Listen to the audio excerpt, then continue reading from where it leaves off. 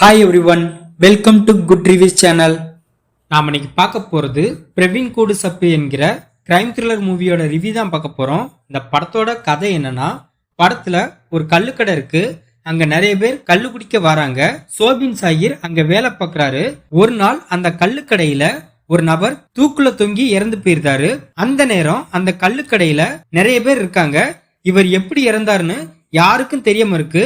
இந்த சூழ்நிலையில போலீஸா இருக்கிற பேசில் ஜோசப் இந்த கேஸ பத்தி விசாரணை பண்றாரு. இவரோட விசாரணையில இது தற்கொலை இல்ல, கொலைதான் கன்ஃபார்ம் பண்றாரு.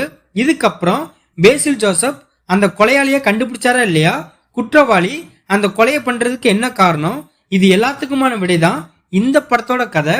இந்த படத்தோட பிளஸ் படத்தோட இன்வெஸ்டிகேஷன்ல பேசில் ஜோசப் இது தற்கொலை இல்ல, கொலைதான் சொல்வாரு.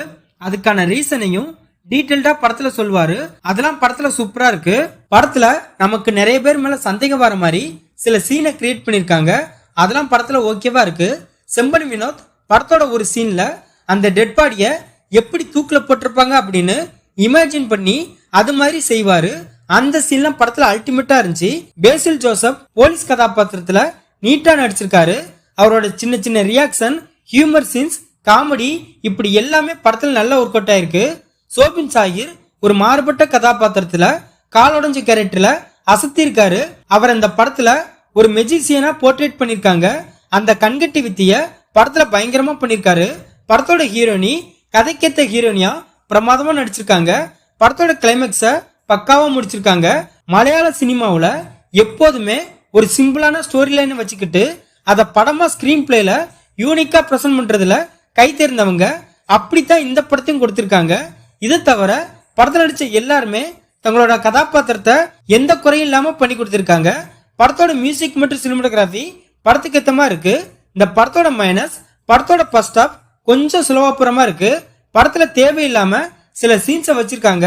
அதுலயும் கள்ளுக்கடையில வச்சு நிறைய சீன் வருது. அதுல தேவையில்லாத சில சீனை தூக்கி இருக்கலாம்.